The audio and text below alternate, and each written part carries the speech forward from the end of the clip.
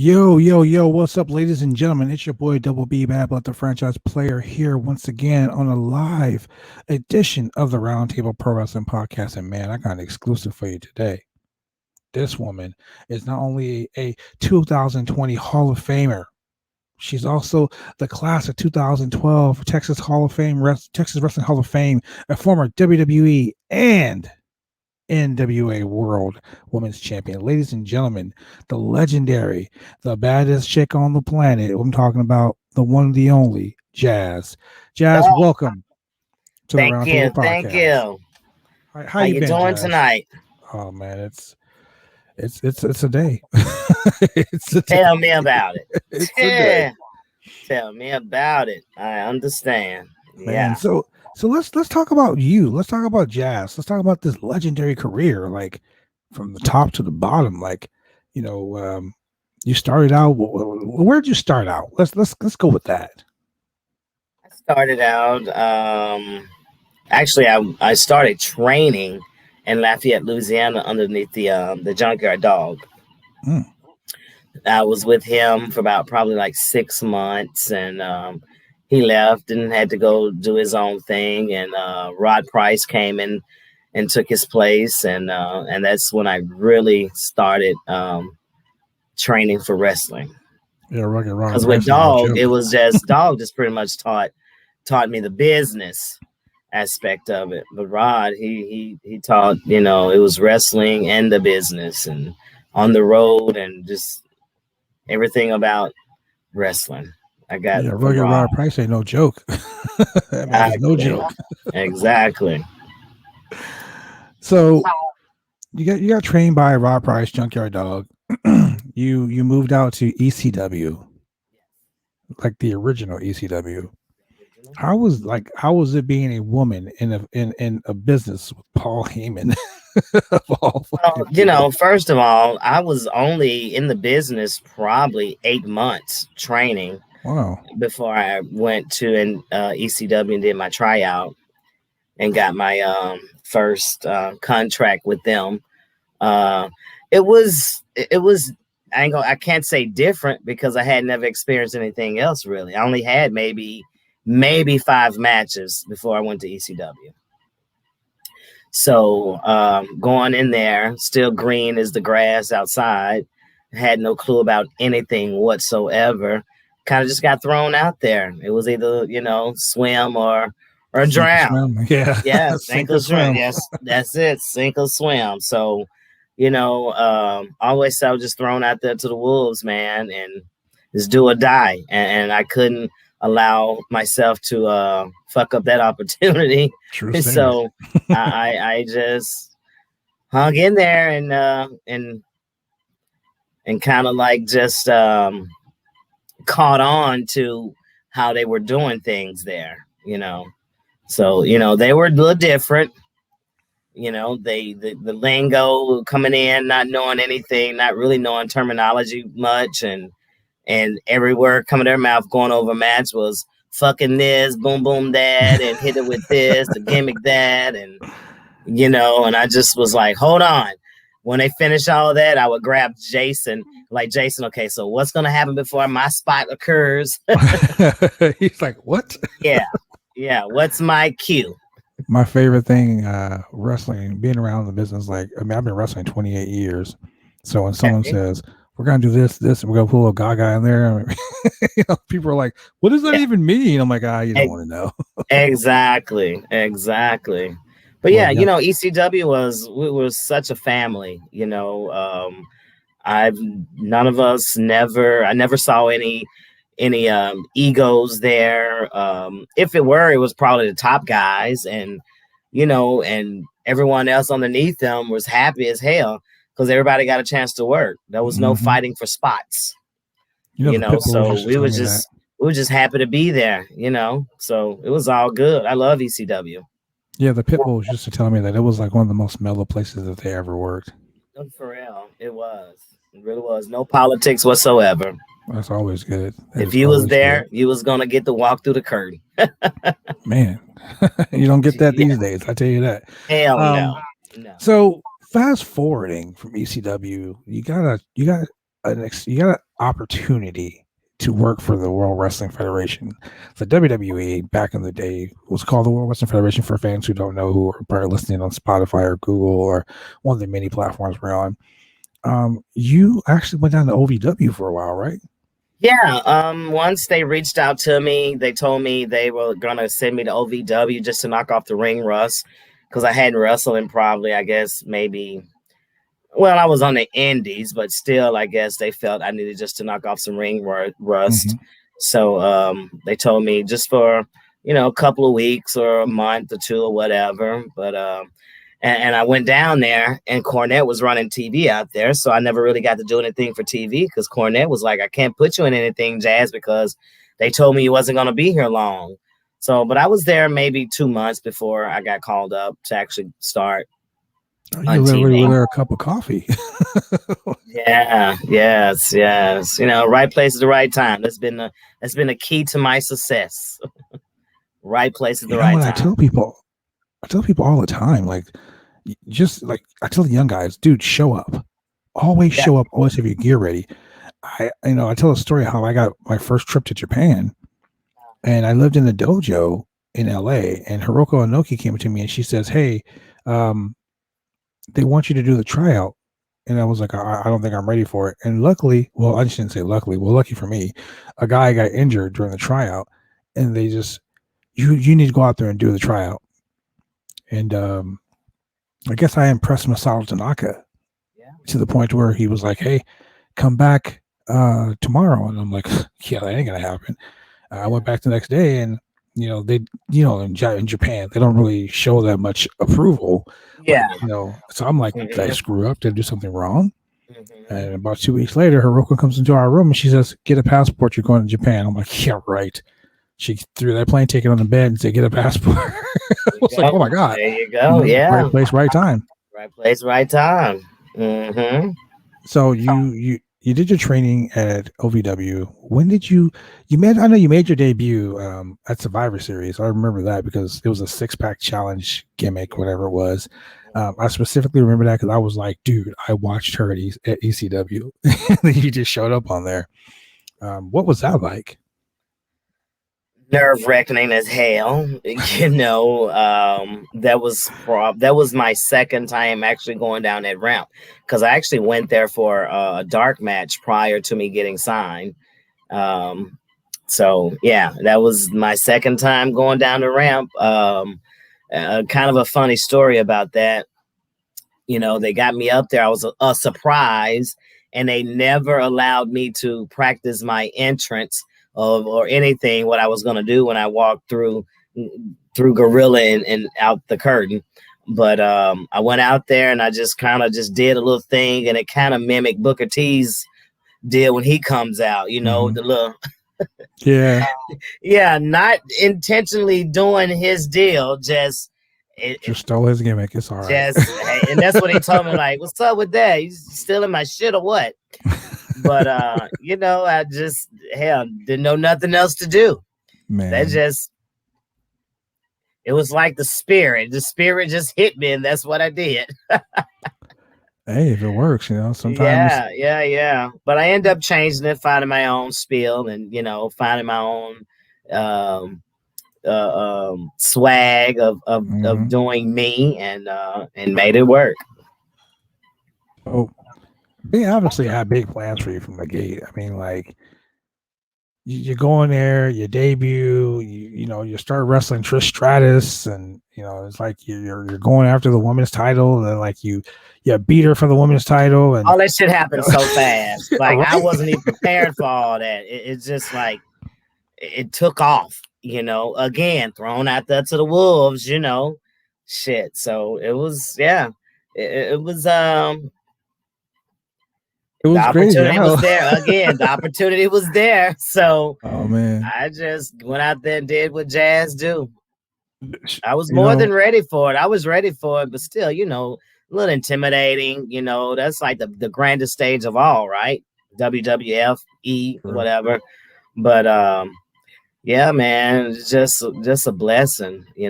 Just I've people ask me if you could do anything differently, would you? I'm like, no, Why would you? Why would you Not want to do at that? Like all. that There's right there was there's like the nothing I could go back and say I would do differently. Not one thing. exactly like that right there was the epitome. Like you just came out of nowhere, like boom, like Yeah, check it out. yeah. And I just brought something different to the table. It was just totally different because then they were still doing gimmick matches. You know, bra and Yeah, panty matches, wet t-shirt contests, bathing suit standoffs. They're just doing just dumb shit. And that's when the thank Divas God thing they was never getting threw me ran out there over. to do any of that. Yeah. Yeah. so I gotta say this though, like I've been around wrestling for a long, long time, and I know your husband. I actually met him through Robert Langdon at NWA Okay. Texoma. Yeah. I was doing a show at Texoma, and he's like, "You need to get a hold of this guy." And I was going to book him a couple of times when he was the AIWF with the AIWF back in the Uh day. huh. Mm-hmm. Um, but I always say this, and I was like, the first time I get to talk to Jazz online, I'm going to talk about this match because this is the only WrestleMania that I actually felt like had a really good from top to bottom card. And that was WrestleMania 18. There you go. My Like, favorite mania.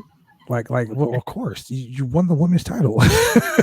Are you defend the belt against Lita, and I believe it was I Trish. think it was Trish. Yeah, Yeah. yeah. Okay, so I gotta say that was the best WrestleMania, Thank you. from Yes. top to bottom. Most Yeah. of the matches now were just like that. I guess what I'm trying to say is like that's when wrestling had a build. Like you Yeah. build on a storyline. It actually was more than 3 weeks. Now 3 weeks, and that's your storyline. Yeah. But again, Yeah, that was the Attitude Era, and you still had some real ass men that was still wrestling at the time. So yeah. you know, it's some grown ass men. So explain to the people listening, because a lot of wrestlers listen to this podcast too, and a lot of Ring of Honor and Impact Wrestling guys and AEW guys, but a lot of guys don't understand the feeling of walking down that ramp at WrestleMania. Tell us from the curtain to the ring, what did you feel? First of all, that's a long ass walk. Yeah, you're trying to remember everything. You're trying to stay focused. You're excited. The adrenaline is just freaking just crazy. Um, yeah, man, and it was what 89 people there, or something like that. I think it was over 80,000 for sure. Mm-hmm. And it's just it's one of those feelings you really can't describe. It's just anyone that ever said they wanted to be a wrestler, that's where they want to be. And to Yeah. say that you've actually made it there, and you going down as a champion, it's one thing walking down, but when you're walking down as a champion already, yeah, you just man, I probably said 20 prayers before I walked down that ramp. As you're walking the ramp. Yes. Yes. Like, God, don't fail me now. Man, I mean, Yes, and you've I'm had here. some I'm here to win it, and I'm here to do it and get me through it. pretty like astonishing times at WrestleMania, in the WWE. I remember when um I think it was okay. So I remember this match because it was crazy, and it was one of the top 10 jazz matches on Raw. You wrestling Bubba Ray Dudley for the Hardcore I don't Championship. know why people love that match. I kind of hated that match. Why? Why? I don't know. It's just because I didn't really get to do what jazz does. I was injured at the time, so I was in the process of being taken out to have my ACL surgery. Mm-hmm. So it was I had torn ACL during that time. Still out there wrestling, Been man. there, done Shit, that. yeah. Still out there trying to keep hope alive. Man, I mean, I know Yeah, you dropped the belt to Trish because of the ACL yes. injury. I remember that. Hmm. Yeah. Um, so let's backtrack a little bit because I know you did a lot of NWA stuff too. I remember wrestling on an NWA cyberspace show. Yeah. And I remember because Mercedes Martinez was there. And I think April Hunter. Yes, you wrestled April Hunter for the belt. Tracy Brooks. Tracy Brooks, yeah, before she married Frankie, yeah. Mm-hmm. Yeah. Yeah, you've done it all. I mean, I remember you wrestled at All Pro Wrestling in California. I actually was gonna be. I would actually have my ACL injury before, and I wasn't able to do that show. Yes. So you've done like a lot of stuff. I mean, like we can go on and on and on and on, but I will tell you, you have to go down to Wikipedia to see everything. Well, see, I don't want to go through that. That's too far. That is. That's I gotta what go I'm find saying. it. Like, some things I don't even remember. Well, I remember this specifically because I am the longest reigning NWA Continental Heavyweight Champion in history, the longest reigning NWA Pacific Northwest Heavyweight Champion in history. And I was talking to Robert Langdon from NWA Texas, formerly NWA Texoma, now Texoma Pro. And we were talking about like the longest reigning champions, and you held that the NWA women's title for like almost 950 days. And you know what? Didn't even realize it, honestly. Like only Moolah and I think didn't dawn on me. I had no clue. I'm just preparing myself for the next match. That's all. Well, I remember you held that belt fucking forever, man. And I was excited because I knew you were going to wrestle at the new NWA. Yes. Because we were going to because BCW was still part of the NWA during the 70th anniversary show. And I remember I had just wrestled at NWA Texoma. And the next show was when you wrestled Amber O'Neil or Amber Gallows at the time, and you won the title from her. Yeah. And I remember talking to her that night, and she was like, "I didn't know I was losing the belt."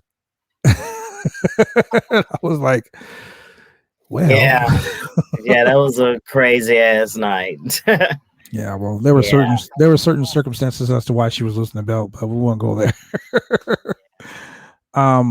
But yeah, like I mean, me and Robert were talking about that, and you won the women's title and had it for damn near 950 days, and he was telling me, yeah, you may be this and that, but you ain't no jazz, bro. That's Robert for you, right? I'm like, why you gotta be that way, bro? Robert for you. Oh yeah. So I mean, from that. Yeah, I know you showed up at AEW's Casino Royale, the very first show. Was it All or Nothing, or all Out? Wait, it was All Out. I remember you showed up there. Then you showed up at Impact Wrestling. I mean, and that's most recently. You showed up at Impact Wrestling. You were I believe you were Jordan Grace's tag team partner for a while. Let's talk about that. Okay. Announcing my retirement, and Dreamer called me and said, "No, you're not." And I was like, "Yes, I am." He's like, "No, you're not." I was like, "Well, okay then." I remember watching it on TV. Once opportunity presents itself, the door is open. You gotta run through it sometimes, and that's what I did. And tagging with Jordan was a great experience. Loved Texas girl. Loved every moment of it. Yeah, Jordan's awesome. I love her to death. I remember she first started out, and she was me too. She was a kid. Yeah, well, she was like, I know she was dating Bolt Brady at the time, and she was working for a little Texas company back. I believe it was an NWA company at the time, and I met her, and she was like, "I'm going to be on TV one day," and sure enough, now she's on TV. Beast too, man. Jordan Grace is a beast. She's always been that good, though. Yeah. She reminds me a lot of myself, mm-hmm. in my prime. In your prime, like last week. Shit, hell no. But yeah, that was great, and I thank them, Dreamer and Impact, for allowing me to actually have my retirement on a platform like that. So, kudos to them, and forever grateful for that, for those moments. and also Jordan, and the girls in that locker room were just fantastic. I've worked with numerous of them, you know, numerous times. So I didn't walk in as a stranger to any of them. So it was just a cool sisterhood, man. It was nothing but love back there. Nothing but love. That's good. I mean, I Yeah. always love to see like positive stuff like that. I know you were a positive like person in that locker room, and all the women looked up to you. ODB, Havoc, and Nevaeh. As a matter of fact, Yeah. I talked to Deanna Parasso at one time. God, I believe it was like a WSU show in Oh wow. Jersey. Yeah, it was a long time ago, and Yeah. I know Yeah. she I said that was a one of her. tag team. I was a tag team champion at WSU You and Marty Bell. You and Marty with Bell. Marty Bell, Yep. man. Yes. Yeah. Yes. See. But life is great. I'm with SWE now. I'm the first Hall of Famer inductee for Mhm. SWE here, and we're doing big things. I'm over the women's division there. So, my plate is full, and I'm having a blast doing it. And now I'm on the other end of the Yeah, you're behind fence. the. You know Yeah, what's funny? yes. Yes. Um, I'm friends with Miranda Gordy, and Okay. I had her on the podcast a while ago, and we were talking about SWE, and she was like, "I'll tell you right now, Jazz is the mama bear of the women's division there, and she don't take no shit. Don't piss her off, and half the women in the locker room don't piss her off." Even James Beard put you over when he was on the podcast too. Well, Same James, thing. that's my uncle. James was there for my first match ever. Oh James my is God. scary. He is scary. And I'm going to tell you why he's scary. Look, I've known James for God knows how long. I wrestled Tim Storm for the North American title at Texoma, and James was the booker at the time. And he was just telling me, it's okay, man. You're going to do good. I promise. Yeah. So That's James, when I Mr. wrestled, Positive. He's so yes, positive yeah. about And then everything. he was like, I got a few things we can talk about how to get you to the next level. So fast forward about a year later, I'm wrestling Tim Storm for the world title. And it's in front of my family, and everyone shows. It's like a big sold out house in Portland, and it's like, dude, I'm wrestling Tim Storm for the NWA World Title. Like that's my dream. And like, I look out the door, and they're like, hey, Tim's here. And I look out the door, and I'm like, oh shit, that's James. What is James doing here? Right? James shows up and says, I know how important this is to you, so I pull some strings, and I'm the referee. Dude, really? I'm already nervous and wrestling for the world title. Now you're the ref. That's how James roll, man. Oh Yeah, yeah. he's I a very love it. positive guy. I love James to death. I'm really glad that I had the opportunity to have him, be part of that and be on the podcast. Like James is a good dude, and I support SWE 1,000%. I appreciate it. Yes, appreciate that love, man. Yes. I'm loving SWE. I Well, can't wait to see where we're gonna be 6 months from now, because mhm. some things are happening. I'll tell you, since you're there, I want you to keep an eye out on this kid. His name is Jaden Roller. Okay. Okay, he's I think he's wrestling as Hollywood Jaden or something there. He's Road Wearing Animal's son-in-law.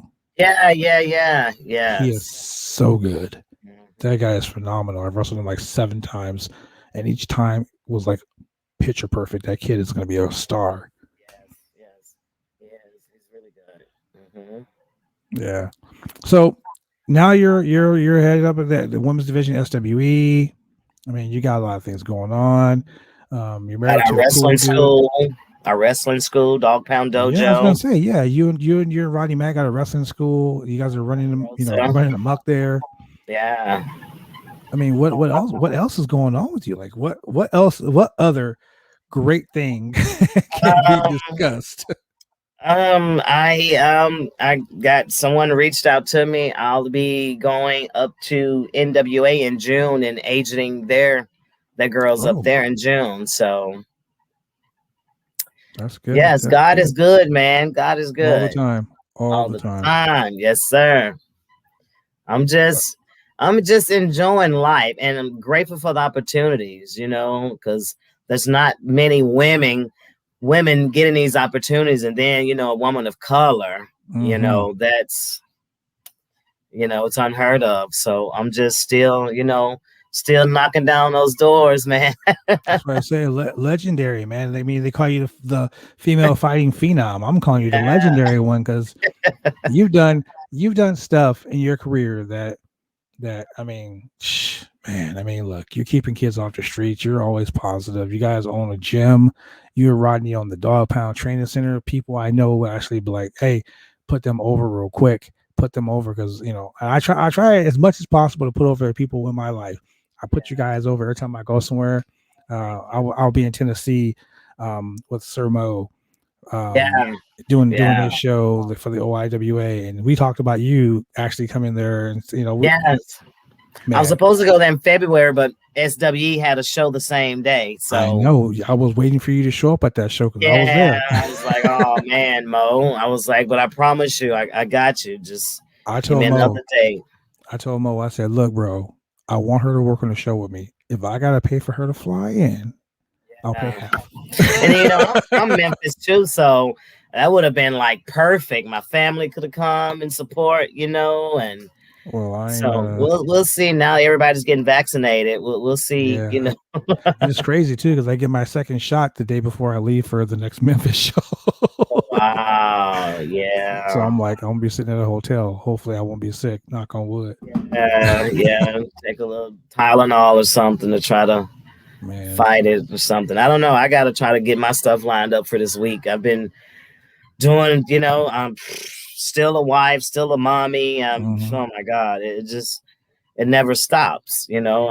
Dentist appointment today with the kid, and she got another one tomorrow. I'm like, oh my goodness, when am I going to be able to do what I need to do? Like, So, why think I was stressing out? I was like, I'm at work and I'm like, I gotta get home. I gotta call Jazz. I gotta get home. I gotta call yeah, Jazz. My boss yeah, is like, can you yeah. stay? I'm like, hell no. Yeah. He was like, how late do you stay? I'm like, normally about 10 o'clock, I'm normally out or on my way out. Cause Right. yeah, getting up, getting his kids out for school. I You know. legitimately walked in my house and my daughter's like, hi, Dad. I'm like, can't talk to you right now. She's like, dog, I'm gonna go outside. Dog, go outside. That's crazy. Oh Yeah. man. But hey, before I let you go, because I know you got things to do. You had a really long day. Before I let you go, I'm gonna talk about this game that we play here all the time on the Roundtable podcast, and it's simple. It's called Team with, Feud with, or Fire. Real simple All right. concept. You can team with anyone in the industry, no matter who it is, alive or dead. You can feud with anybody, alive or dead, and you can fire any SOB you want. No excuses, no explanation needed, unless you want to give us one. So, team with, feud with, fire. Who I would feud with, and I say this all the time, if I ever had to come out of retirement, if WWE ever reach out, I would bust my ass and lose about 15 pounds to have a match with Charlotte Flair. Oh wow. Yes. Queen versus the Fighting Phenom. Okay. Yes. That's a legendary match. I mean, you got the queen of the ring right there, and you got the legend herself. Okay, I can see that. I can see that. But Who I you're would like, team with? I would team with Bianca. oh, wow. Okay, okay, I can see that. I can see that. Black excellence right there. I got you. And who would Fire? you? Who would I fire? Mm-hmm. That's a good one right there. Oh my god, yeah. Oh man, I don't know because a lot of girls don't even know. Honestly, I don't really watch. I really don't watch wrestling. I don't. You know what? I Every if I wrestler I if I know would tune say into that. anything, I try to watch. I go back and watch clips of all the girls' matches, and that's sporadically. It's not a weekly thing that I do. Of course, I made sure I watched some of the match from Bianca and Sasha's Mania match, but I don't even know, man. Who would I fire? Oh God, I don't know. Who would you fire? Damn, I mean that's another story for another day. Oh, okay, okay, I'm okay, about to okay. fire you though because you don't follow me on Twitter. My heart's broken. Oh well, shit. Well, let me. Look, my phone right here, right here. Look at that. Yes. That's how I you don't get know Jazz who to I would follow you. fire, and that's can be from any promotion. Anywhere, alive or dead. Alive or dead? Oh Mm-hmm. man, I don't like to mess with the dead, man. Yeah, you don't want to do that. You don't want to do that. Um, yeah, I don't know. I'm kind of like Paul Lee. I wouldn't fire anyone. I'll just take them and find their strong points and utilize them that way. That's a very positive way to come back at it. Okay, Yeah, I got you. it's not cool being fired. You know what I'm saying? Hmm. Been Okay, there. man, that's a good way to come back at it. That's a real good way. Yeah. You, I think you and I want to say Matt Seidel are the only two people I've had on this podcast that did not fire someone but came back with a positive reinforcement. I like that. I like that. It shows good. That This shows day your and time, character. we gotta stay positive, right? You That's better. right. So, You better. ladies and gentlemen, if you want to follow Jazz on Twitter like I do, you follow her at this link right here. That's right. There you go. Do you want to go ahead and plug the dog pound, all the information? Yes, the website is dogpounddojo.com, and that's DOGPONDDOJO. Dog Pound Dojo. Yes, Dog Pound Dojo. No, is it dogpounddojo.com? .com, yes. Excellent, ladies and Actually, gentlemen. we just got it up here, I think, a couple of days ago. So I'm hoping Boom, there it is. it's yeah. Dogpounddojo.com, ladies and gentlemen. You can join. You can come and Put a U in learn. that pound, and you That's got right. pond. That's right. I gotta go back and fix that, ladies and gentlemen. It's been a Yeah. long day. It's been a long day. So I'm following your podcast, or Follow both. I mean, you can follow the Roundtable Pro Wrestling Podcast. You can yeah. follow Let me look me. for a round table. That's right, ladies and gentlemen. And with that being said, this has been another exciting installment of the Roundtable Pro Wrestling Podcast with the amazing Jazz, the true NWA Women's Champion, in my opinion, because you gotta lose the title to be a former champion, and you didn't lose it. But you can also go learn how to wrestle from Jazz and the amazing Rocky Mac at the Dog Pound Yeah, come on down to the Dojo.com. pound, baby. That's right. Get That's it in, right. ladies and Well, we gentlemen. gets down and dirty. And with that being said, ladies and gentlemen, you can support the channel here by going to anchor.fm / the Roundtable Podcast support. You can also find us on Twitter at the Roundtable Pro Wrestling Podcast. Cool thing is, if you missed this special interview with Jazz, you can also go check us out on Xfinity TV Portland, Monday, 10 p.m., channel 11, and Tuesday, 10 p.m., channel 22. And if you forget, Wednesday night, we're live on the Roundtable Podcast, live on Facebook, Twitter, all these amazing places. You can also find this podcast Wednesday night, 9 p.m. on channel 23. Jazz, we are everywhere. Look, can't shoot on me no more. I just followed you. Boom. See, ladies and gentlemen, that's how you get it done. All you got to do is you go to the one you want to follow. You say, hey, you ain't following me. What the hell? Gotcha. And with that being said, you're ladies the and one gentlemen, that was setting all that stuff up there in Portland, right? yes, yeah. I'm Yeah, trying to we're still going to be able to do all that. once the world opens back up, I got you. Right. I got you. I told Rodney the same thing. It's interesting because the Oregon governor literally just opened us back up like Monday. So I was excited. I'm like, hey, we get to run shows. Let's do it. And then on Tuesday, the numbers elevated way up and she shut us down before we got a chance to start. But good news, because I just read a report that Friday we all go back into the high risk level, which means that we're still able to eat in restaurants. Full contact sports and sports will be open again. So, fingers crossed, the next time I see you will either be in Memphis or it will be right here. As a matter of fact, I know or that you can come on down to the SWE show. now, I was going to say the OIWA has a show called Soromania, and that's going to be in Texas. Okay. Dallas, Texas at the Elks Lodge. So I might just have to what month? When is this? That's going to be in June. So I might just have to elbow some people in May. Like, hey, I know somebody that wants to come over here and do this show. Hey. Yeah. Always looking out for people. all the So, time.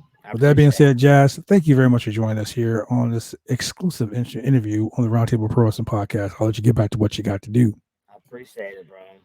All Much right. love to you. Hey, you always got a home here. All you got to do is come on through. All right. All right. And with that being said, ladies and gentlemen, peace.